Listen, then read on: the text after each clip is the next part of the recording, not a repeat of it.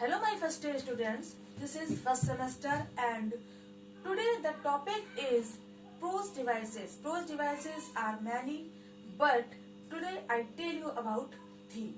Theme is a prose device, a literary device and we know about it. What is theme? Theme is a base of any work. Theme क्या है? Theme का Hindi meaning क्या होता है? कथा. Plot का भी मतलब वही होता है लेकिन प्लॉट और इसमें बहुत डिफरेंस होता है क्योंकि प्लॉट है जो वो सीक्वेंस ऑफ इवेंट्स है, मतलब घटनाओं का एक क्रम होता है, उसको हम प्लॉट कहते हैं. लेकिन थीम जो है वो एक बिग आइडिया है राइटर का कि जो उसने कोई भी वर्क लिखा है, ऐसे नॉवेल, ड्रामा, कोई भी चीज अगर उसने लिखी है तो उसकी अपनी कोई थीम है. मतलब जैसे उसने कोई पोइम लिखी है तो उसकी थीम से लव हुई. जैसे विलियम शेक्सपियर ने लिखी है एक sonnet let me not to the marriage of true minds, तो इसकी थीम क्या है? लव है, लव एंड मैरिज है. ठीक है, क्योंकि उसने लव, ट्रू लव के बारे में बताया, ट्रू लव और आर्टिफिशियल लव में डिफरेंस बताया है, इसलिए उसकी थीम वो है.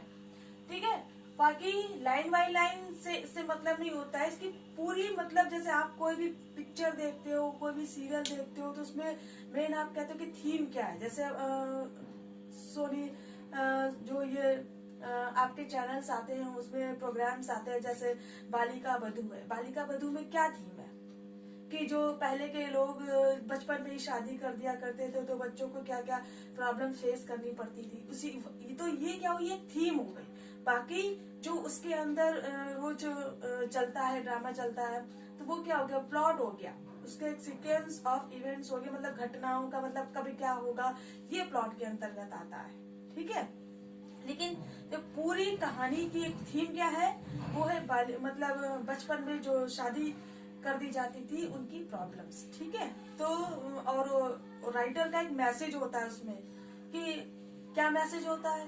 ये होता है उसमें, जैसे उस प्रोग्राम को ही ले ले तो ये हो जाएगा कि उसमें हमें बच्चों कम उम्र में शादी नहीं चाहिए जब तक वो मैच्योर ना हो जाए. ठीक है, तो ये वो समझाना चाहते हैं. तो ये क्या हो गई, ये उनका मैसेज हो गया जो वो अपनी पूरी थीम के थ्रू रीडर को बताना चाह रहे हैं.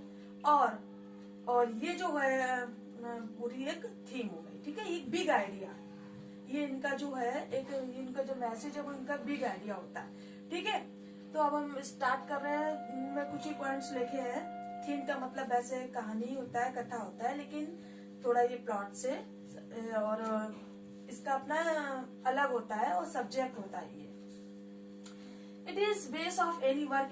राइटर के किसी भी वर्क का एक बेस है, एक आधार है थीम.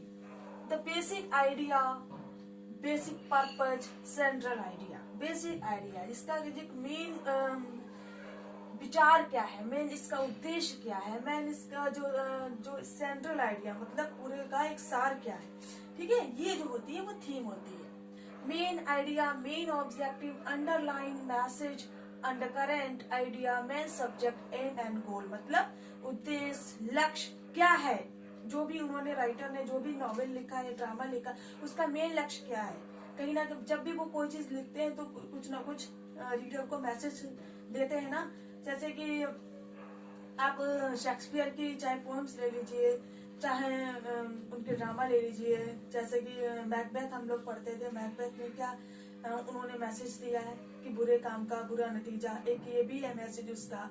और लालच एक बुरी बला है, क्योंकि जो मैकबेथ था वो खुद में एक बहुत अच्छा वीर हीरो था, लेकिन उसने लालच में आके अपने जीवन का जो है उसने तहस नहस सब कर दिया, क्योंकि एक अच्छे व्यक्ति का मर्डर करके उसने अपने जीवन को नर्क में डाल दिया, सब कुछ बर्बाद हो गया उसका.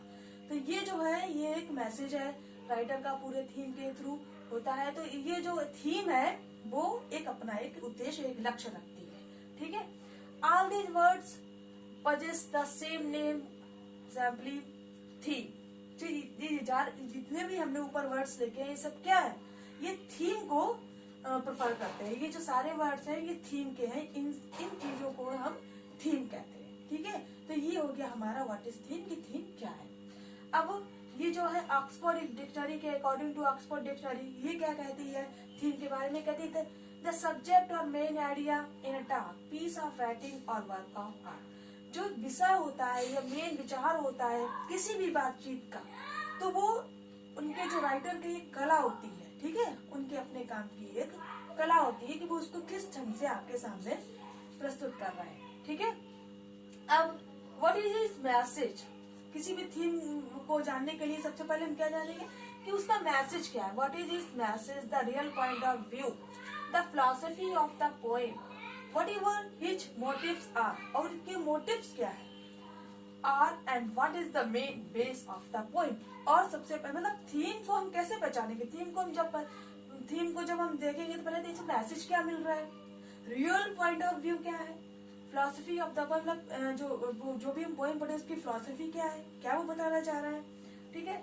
हिज मोटिव्स, उसके लक्ष्य, और उसके जो मेन बेस है, जो मुख्य उसका आधार है वो क्या है, जो भी लेख है उसका मेन पर्पस क्या है, ये अगर हम जान लेंगे तो वही जो है वो हमारी थीम कहलाती है, ठीक है।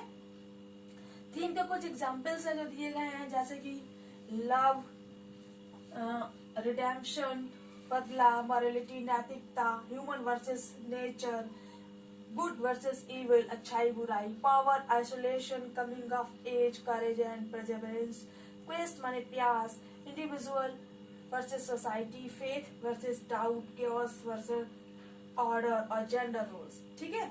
ये सब जो है ये थीम्स होती हैं कि मेन जो पूरी आपने नॉवेल पढ़ी है, ड्रामा पढ़ा है, पोएम पढ़ी है, उसकी मेन थीम क्या है, ठीक है। जो मेन पर्पस होता है, मेन मैसेज होता है, वही जो है आपकी थीम होती है।